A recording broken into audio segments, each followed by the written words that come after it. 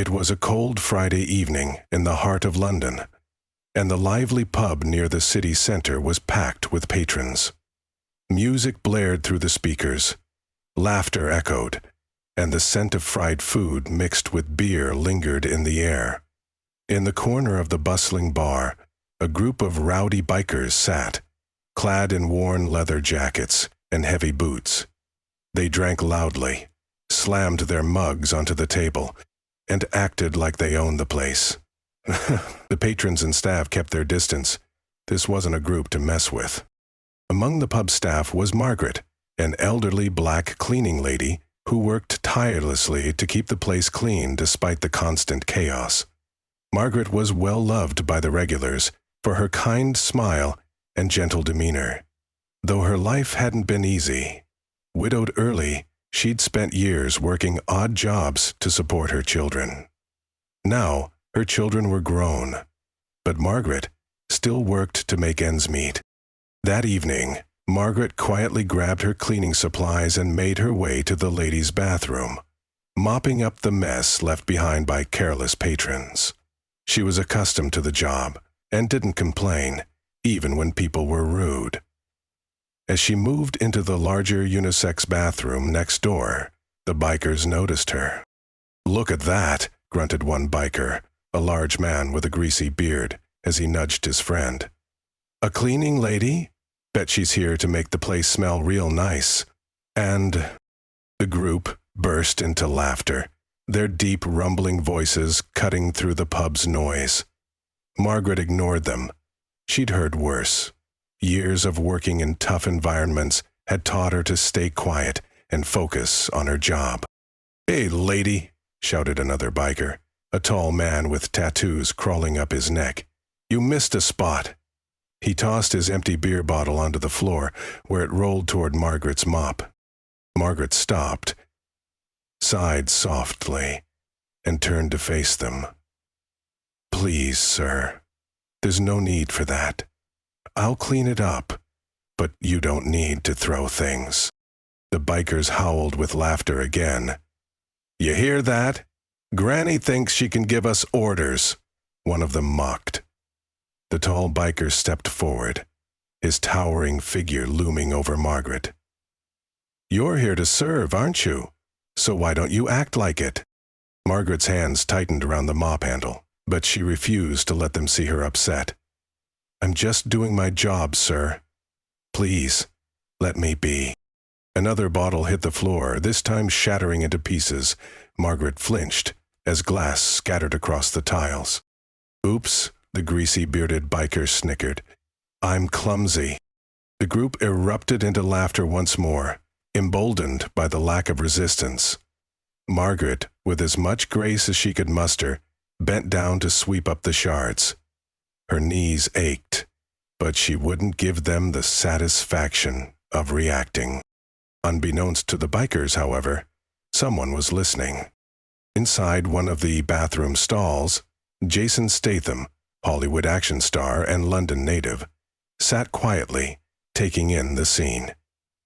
He had come to the pub for a quiet drink after a long week, hoping to blend in and avoid attention. But what he was hearing made his blood boil. Jason was known for playing tough guys on screen, but he carried a deep sense of justice in real life, especially when it came to bullying. Jason remained silent as he listened to the bikers harass Margaret further, his fists clenched at their cruel words. "Oi, lady, you gonna mop our boots while you're down there?" the tall biker barked. "Yeah, make yourself useful," another jeered. Jason's jaw tightened.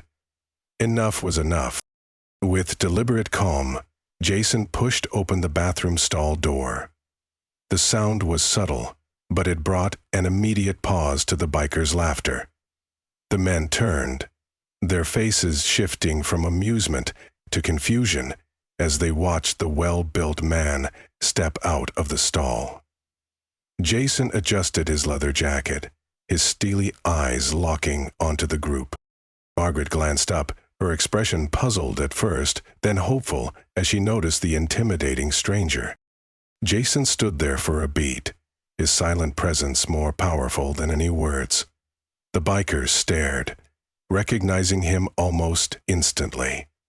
Jason Statham, action star, fighter, the man who took down bad guys in every movie they'd seen. "Well," Jason said finally, his voice calm but edged with menace. "What's going on here?" The bikers exchanged glances, their arrogance faltering under his gaze. Rage, greed, and fear. These were the motives behind many of the murders, especially in Letterkill. For a moment, the bathroom was silent, except for the faint drip of water from a nearby sink. "Hey, mate," he said, forcing a grin. "This isn't any of your business. Just having a bit of fun with the cleaning lady, that's all." Oh. Jason's eyes narrowed, sharp as knives. His calm demeanor remained intact, but there was something about him that set everyone on edge. He took a slow step forward, his boots clicking against the bathroom tiles. At first, Jason thought it sounded like pushing the towels, and he turned just in time. "Fun?" Jason repeated, his voice quiet but icy. "I don't see anyone laughing." "Well," Margaret, still crouched near the shards of glass, looked up at Jason with cautious hope. There was something reassuring about the man, like he had everything under control. Jason shifted his gaze down to her, and his expression softened. "You all right, love?" Margaret nodded weakly. "I'm fine, sir. Don't trouble yourself." But Jason wasn't going to let this slide. He turned his focus back to the bikers, his eyes like steel. "The lady's working hard, and you lot think it's funny to humiliate her?" The tall, tattooed bikers stepped forward, trying to save face. "Look, man, we weren't hurting her, all right? Just having a laugh. Why don't you mind your own—" Before he could finish, Jason tilted his head slightly, a dangerous glint in his eye. "Do I look like I'm laughing?" he asked quietly, his voice sending chills down everyone's spine. A few laughter that cooled the tension. Finally he turned and walked away, hands on his hips. Death on the road was to earn. The group froze. The tattooed biker swallowed hard, suddenly aware of how small he felt under Jason's intense gaze. The greasy-bearded biker, determined to reclaim the group's bravado, scoffed loudly. "Come on, boys," he barked. "This guy's just an actor. What's he gonna do, recite lines at us?" Jason raised an eyebrow, his lips curling into the faintest smirk. "An actor," he said slowly. "You're right. I've pretended to beat people up. On screen. My expression softened. I had some very good dates. Very poor ones." He took another step forward, closing the distance between himself and the bikers. "But today—" The bikers instinctively stepped back. The scarred man muttered under his breath, "Mate, we don't want trouble." Jason stopped, folding his arms as he glanced at the scattered glass near Margaret. "That's funny," he said, his voice dripping with sarcasm, "because it looks like you came here looking for it."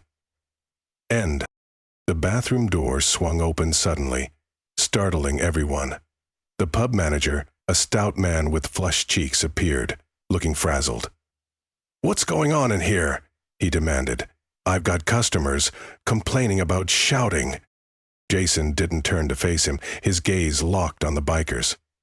"Your customers here thought it was funny to harass the lady while she cleaned," Jason said firmly. The manager's eyes darted to Margaret, who still knelt near the glass, and then to the bikers. "Is that true?" The greasy-bearded biker raised his hands defensively. "We didn't do anything, just a misunderstanding." "A misunderstanding?" Jason snapped. His calm exterior cracked slightly, revealing a hint of the fury bubbling underneath. He turned back to the manager. "You're the boss, right? You gonna let people like this in your pub? Humiliating your staff?" The manager shifted uncomfortably under Jason's scrutiny, suddenly aware of the tension in the room. "I'll sort this out," he stammered. "You lot," he pointed a shaky finger at the bikers. "Out. Now." The greasy-bearded biker glared at the manager, his bravado finally breaking. "Fine, we're leaving," he growled, spitting on the floor near Jason's boots. "This place is a dump anyway." "Oh."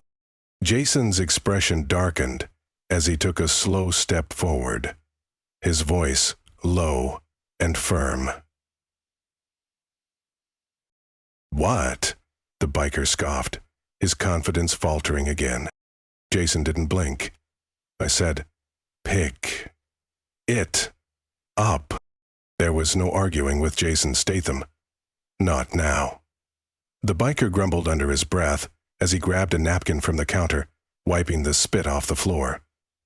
Jason didn't move an inch until he was satisfied. "Now," Jason said coolly, "you can leave." The bikers shuffled toward the door, muttering curses under their breath but not daring to look back. As they pushed past the manager and exited the pub, Jason turned to Margaret, who was still holding her broom. "You all right now?" Jason asked gently. Margaret smiled, her eyes brimming with gratitude. "Thank you, sir. You didn't have to do all that." Jason shrugged casually, offering her a small smile. Sometimes people need a reminder to behave themselves. You didn't deserve that. He moved into her room, although he didn't do it for Hayden.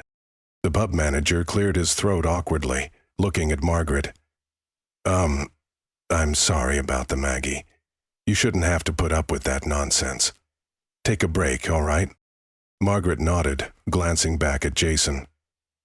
"Thank you again. I'll never forget this." Jason winked. "You're tougher than all of them combined. You know that."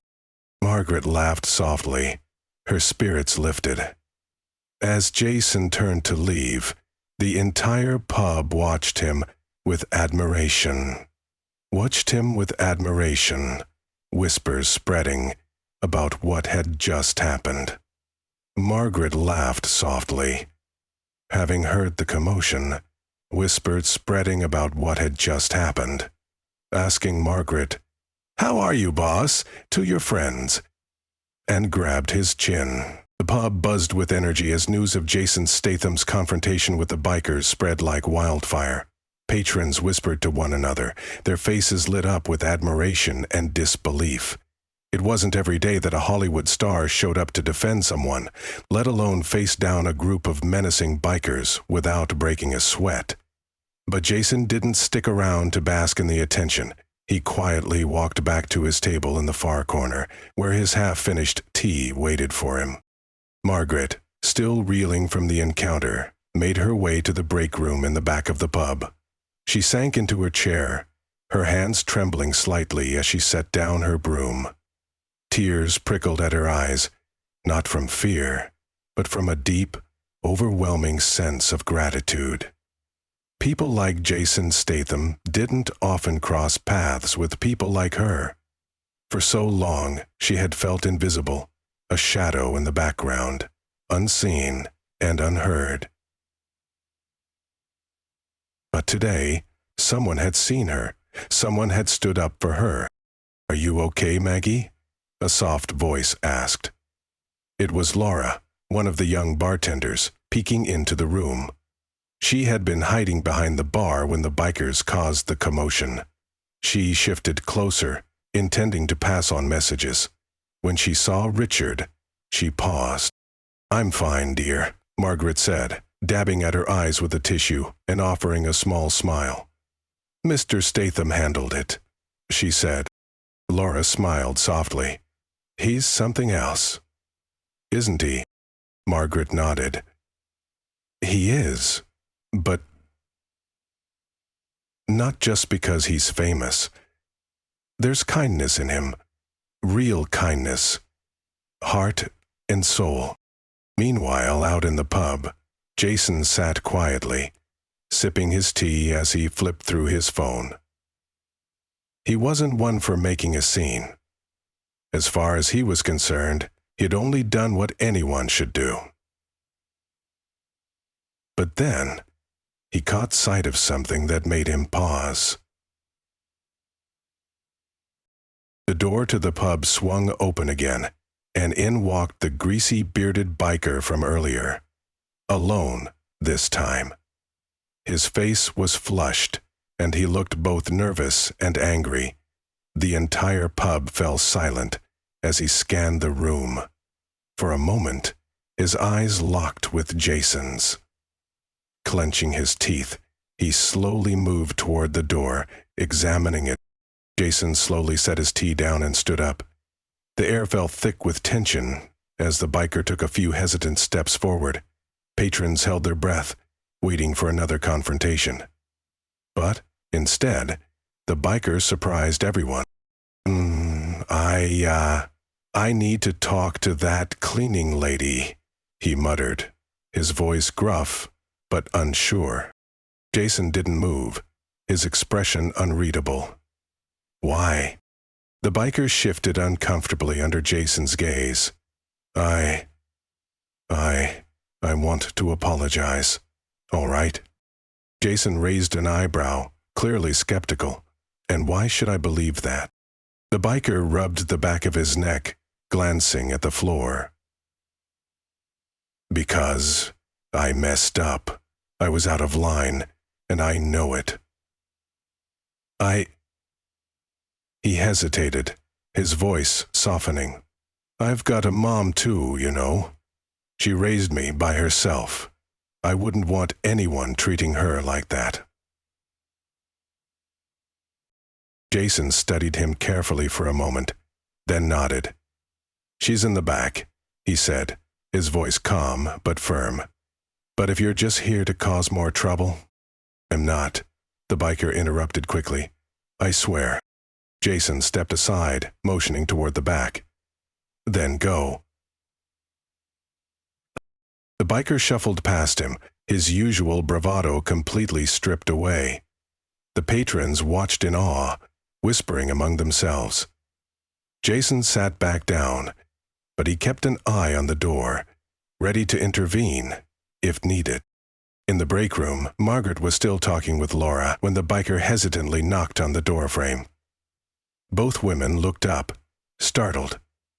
Margaret's eyes widened in surprise. "There? What are you doing here?" Laura snapped, immediately defensive. The biker held up his hands, palms out. "Relax. I just want to say something." He turned to Margaret, his face softening. "Look, I'm sorry for what we did. It wasn't right." Margaret blinked, clearly taken aback. "Yeah." The biker's shoulders slumped slightly, as if the weight of his actions had finally caught up to him. "I don't know what came over us. We thought we were being funny, but we weren't. It was just mean. And you didn't deserve that." Margaret stared at him for a long moment, searching his face for any hint of insincerity. But to her surprise, all she saw was genuine remorse. Finally, she nodded. "Thank you," she said softly. "I appreciate that." The biker exhaled in relief. "Good. I needed to say it." He glanced at Margaret's broom and the shards of glass still stuck in the dustpan.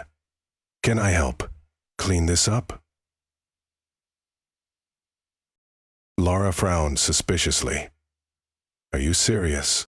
The biker shrugged. "Yeah, it's the least I can do." Margaret's lips quirked into a small smile. "I think I've got it handled, thank you. But your apology means a lot." "A lot?" The biker nodded, his face serious. "Take care of yourself, okay?" With that, he turned and walked back out, leaving Margaret and Laura in stunned silence. "Did that really just happen?" Laura whispered. Margaret smiled, a warmth filling her chest. It did. Out in the pub, Jason watched as the biker left the building. His head hung low. He smiled faintly to himself. Maybe, just maybe, people could change. As the biker exited the pub, the tension in the air began to fade. The patrons murmured among themselves, many exchanging glances of disbelief. Seeing someone like Jason Statham quietly orchestrate a resolution, a rare combination of strength and kindness, was something they wouldn't soon forget. Jason remained seated, his sharp eyes following the biker as he climbed onto his motorcycle and sped away. With a small nod, as if to close the chapter, Jason finished his tea and stood. He shrugged. "You go to sleep, please," he said. From behind the biker came the familiar yes sounds. "Yes, yes, yes." In the break room, Margaret sat still, her thoughts swirling.